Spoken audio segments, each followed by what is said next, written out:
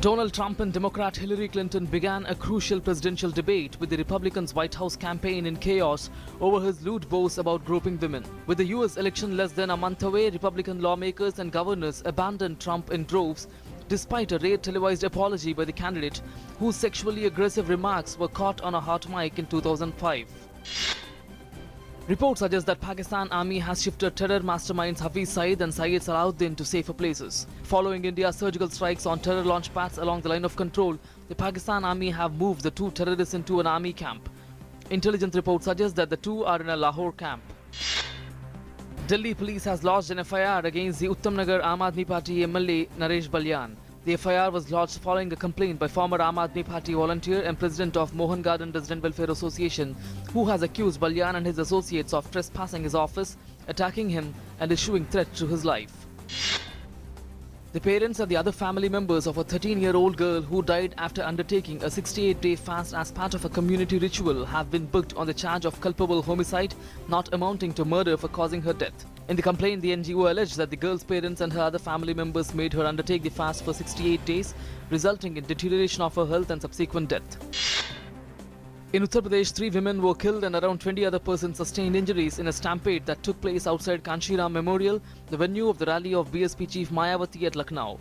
Meanwhile, Union Home Minister Rajnath Singh rang up the state DGP and took stock of the situation of the incident. In a tweet message, the Home Minister expressed profound grief towards victims and their kin. Government has said the emission from a medical shipment at cargo terminal of ITA airport in Delhi was within permissible limit and did not fall in the category of radioactive leakage. Officers from Baba Atomic Research Centre and NDRF have cleared that there is no anticipation of any harm. Youth in Jammu and Kashmir, in a show of solidarity with the army, rescued a soldier who was trapped inside a mangled vehicle which had met with an accident on Srinagar bypass road. Local youth rushed to the spot and managed to bring the injured army Jawan out by placing a truck next to the damaged army vehicle.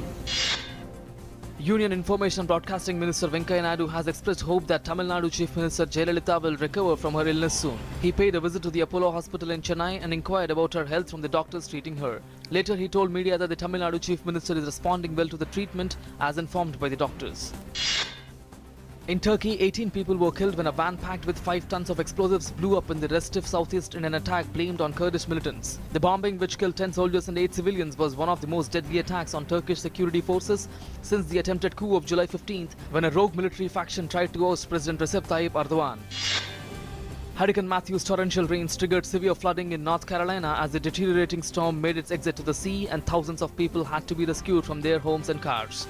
The death toll in the US climbed to at least 16, nearly half of them in North Carolina. Forecasters said North Carolina and Virginia could get even more rain and warned of the danger of life-threatening flooding through Monday night. Ethiopian Prime Minister declared a 6-month state of emergency, saying it was to restore order after weeks of protests that have resulted in deaths and damage to mostly foreign-owned factories and flower farms. Last week, protesters also destroyed scores of vehicles, adding economic casualties to a rising death toll in a wave of unrest over land grabs and riots. Colombian President Juan Manuel Santos announced that he would donate his Nobel Peace Prize money to victims of the conflict that has roiled his country for half a century. Colombia's 5-decade conflict has killed more than 260,000 people, left 45,000 missing, and forced nearly 7 million to flee their homes. Under the peace deal, the FARC was to relaunch as a political party. Trailing by 529 runs at the end of second day's play, New Zealand will resume their first innings today at 28 for no loss in the third cricket test against India at Holkar Stadium in Indore. Guptill with 17 and Latham on 6 will resume the innings. New Zealand still need 329 runs to avoid a follow-on. India declared their first innings at 557 for 5. Brazil grabbed their second win in the ongoing BRICS Under-17 football tournament as they defeated Russia 2-0 at the Athletic Stadium in Goa. Brazil displayed fantastic teamwork throughout the match and dominated Russia in all departments of the game. Brazil's Victor Gabriel scored the opening goal in the 38th minute of the match, while the match between China and South Africa ends in a draw.